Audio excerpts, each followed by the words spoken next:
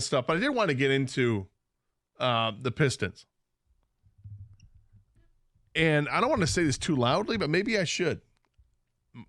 I like what they're doing. I do. I taking a chance on a young GM like Trajan Langdon it's taking a chance.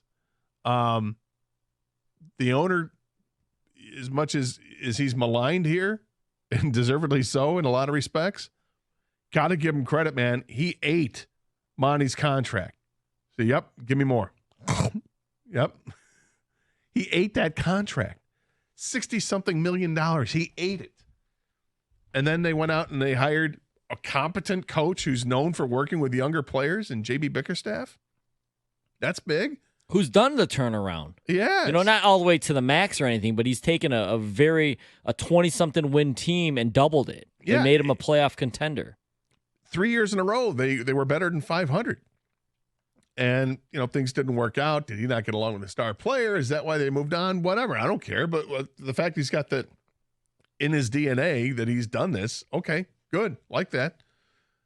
They had the draft, and, what are you going to do with the draft? I kind of went, what? Supposed to be one of the weakest drafts ever, too. Yeah, so, okay, they didn't get some college shooter that can shoot lights out right away, but don't know if that translates to the NBA. They took a chance on an athletic guy. Sure. Okay, fine. Whatever. Doesn't really move the needle either way.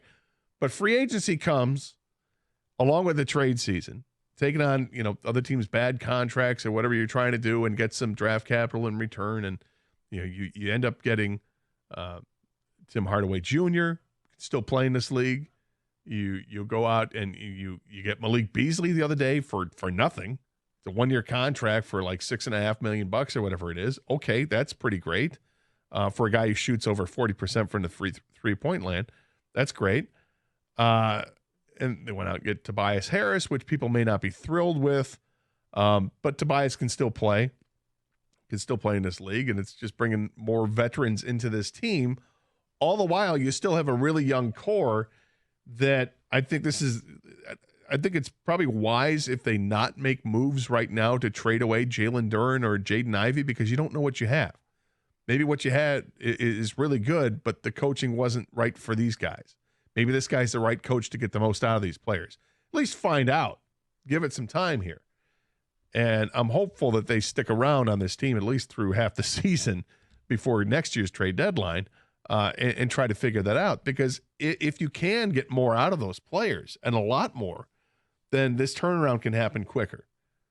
But they've added other players, and then finally they did sign or re-sign Fontecchio. And can you start to put together some lineups? Just put it on paper. And this team looks a lot more competent than last year's did. This team looks like it's a team that, okay, they're not going to make the playoffs right away, but it's going to be a team that's going to win more games. Now, you said that the Vegas over-under total is 28.5. Yeah, that's what Costa said. And they won 14 games this past season. So double the Vegas total is saying they're going to double it up. I would probably err on caution and say under, but certainly it's going to be moving in the right direction. But I do like it when you're building around Cade Cunningham, which is the other thing. They're going to give him the big extension to have him sign that, and clearly they're married to Cade Cunningham. I think that's smart because I think Cade Cunningham is one of the really bright rising stars in the league. He's improved every year. But like every other sport here, we want it now. I kind of feel like Piston fans are going to be more patient because it's a whole regime change. Here comes a new GM, new coach, and moving forward this way. As much as some people wanted to paint the narrative early on, this is not going to go well because he still has, Arntellum is part of his group of advisors and worried about who Arntellum's son is representing, and they're going to steer in that direction. Well, they didn't go there. They didn't do that. So let's move from that narrative, and I kind of like, I guess, the early stages here. I like what I'm seeing. I, too, will be in Vegas while the Pistons are in the Summer League, and we'll see if I can get over there and watch a game. But I'm excited about the prospects for this team. I'm looking forward to watching them.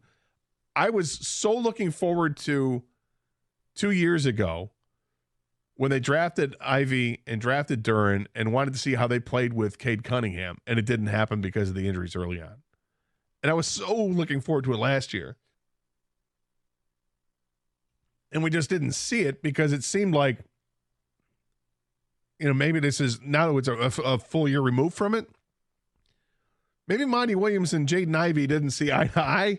Well, something was clearly up because was wrong. He was playing Killian Hayes over him, and it's weird that I understand kind of you want to see what you have in a guy that young in Killian Hayes, but when he was let go by the Pistons finally, no one went after Killian Hayes. Like the rest of the league's like, we don't even need him in our facility to know this guy can't play. I was worried when Team France left him off their team before the season. Like, if you're an NBA player, it's almost an automatic for you to represent your country if you're not from the U.S., NBA, those guys, it's 300 guys in the league or whatever. It also is speaking to the depth of how these European teams that's true, too. There's a lot of French players. They're a lot better now than they were before, without a doubt.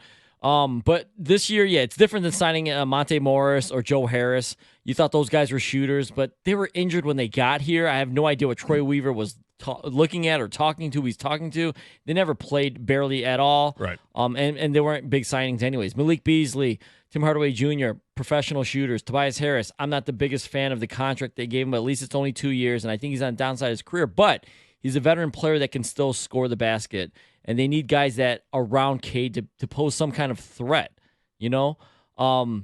So, on paper, this team definitely looks better than last year. I would still take the under in 28 games, but they better win something in the 20s, that's for sure. Oh, absolutely. And they need to learn how to be competitive and close out some games, which they didn't do very much last year. And maybe get some draft luck.